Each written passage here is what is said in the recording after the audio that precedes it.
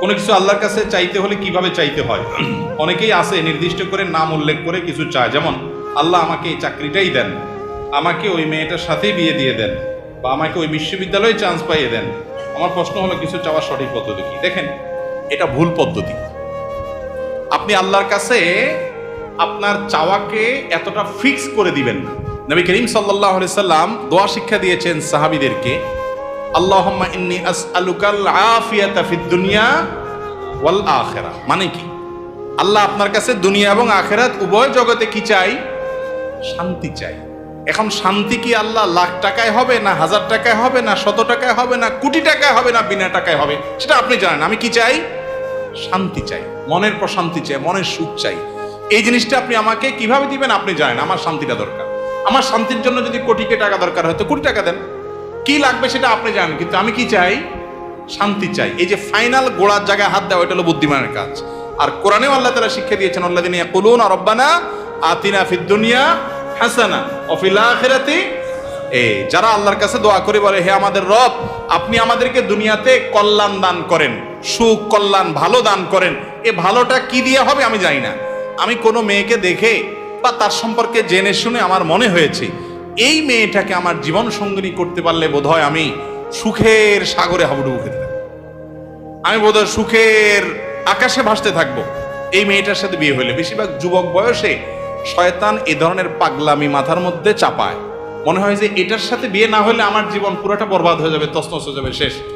Depression, আত্মহত্যা করে ফেলতেছে, শেষ হয়ে যাচ্ছে, জ্বলে পড়ে মরে যাচ্ছে, বুড়া হয়ে গেছে, বিয়ে করে না কেন? কারণ তারে পাই না, এই জন্য বিয়ে করবো। এর চাইতে বড় নির্বোধ আল্লাহর জমিনে আর দ্বিতীয়টা আছে কিনা সন্দেহ। যে তোমার ছাড়া আরেক জায়গায় বিয়ে বসে গেছে, আলহামদুলিল্লাহ, বুঝতে হবে যে তুমি অজাগায় গেছো, এখন তুমি জাগায় যাওয়ার চেষ্টা করো। এটা হলো বুদ্ধিমানের কাজ, ঠিক না? ঠিক।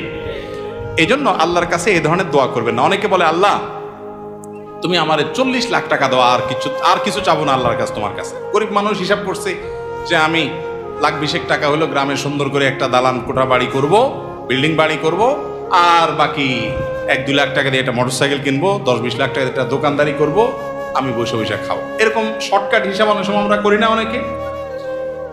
এই ধরনের হিসাব হলো বোকামের হিসাব।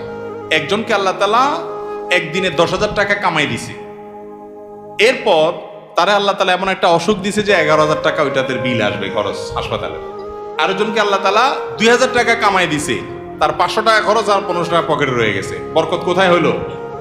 ওই 2,000 এর মধ্যে হইলো না?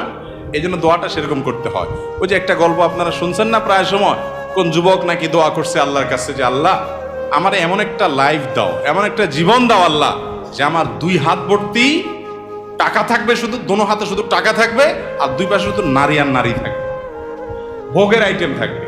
তো আল্লাহ তাআলা তাকে একটা মহিলা কলেজের বা কোন একটা কোম্পানির নারী স্টাফদের বাসের কন্ট্রাক্টর বানাই দিয়েছে। এই জন্য তার হাতে টাকা আর টাকা কন্ট্রাক্টরই করে, টাকাও মানুষের আর মহিলাগুলোও মানুষের। এই যে ভুল দোয়ার ফল দেখছেন, উল্টাপাল্টা দোয়া করছে না? সে দোয়া করবে, আল্লাহ আমি তোমার কাছে শান্তি চাই। এখন কোন মেয়েকে বিয়ে করলে আমার সংসারে শান্তি হবে তুমি জানো। আমি যেটাকে দেখে মনে করতেছি এটার সাথে বিয়ে হলে শান্তি হবে, ওইটার সাথে বিয়ে হলে আমার আরো অশান্তি হইতে পারে। পারে কি পারে না? কত তথাকথিত এই যে অবৈধ প্রেমের বিবাহ, কি মহব্বতের সাগর ঢেউ খেলতে থাকে না, এরপরে 2 মাস 4 মাস যাইতে না যাইতে শুরু হয় গৃহযুদ্ধ, বিশ্বযুদ্ধ, ঠিক না? ঠিক। এই জন্য আল্লাহর কাছে কোনো কিছু ফিক্স করে দোয়া করা এটা দোয়ার আদব না। দোয়ার আদব হলো কি? আল্লাহ আপনার কাছে আমি শান্তি চাই, আল্লাহুম্মা ইন্নী আসআলুকাল আফিয়া, আল্লাহ আপনার কাছে আমি শান্তি চাই। শান্তি যেখানে আছে আপনি সেখানে দিবেন। বরকত চাইতে হয়, বরকত। আল্লাহ আপনার কাছে আমি কি চাই? বরকত চাই। আল্লাহ আপনি যে আমাকে রিজিক দিয়েছেন এর মধ্যে আপনি কি দেন? বরকত দান করেন। আল্লাহ যদি বরকত দেন, কল্যাণ দেন, তাহলে অল্পতে কি হবে? এই যে একটু আগে আপনার আলোচনায় শুনলেন, আমাদের কাছে এখন পয়সা কড়ি অনেক বেশি, কিন্তু শান্তি অনেক। আমাদের আগের জেনারেশনের কাছে পয়সা কড়ি অনেক কম ছিল, শান্তি অনেক বেশি ছিল। তাহলে আমাদের দরকার হলো শান্তি এবং সুখ। বিধায় এরকম ফিক্স করে দোয়া করে, এটা দোয়ার আদবের খেলাফ।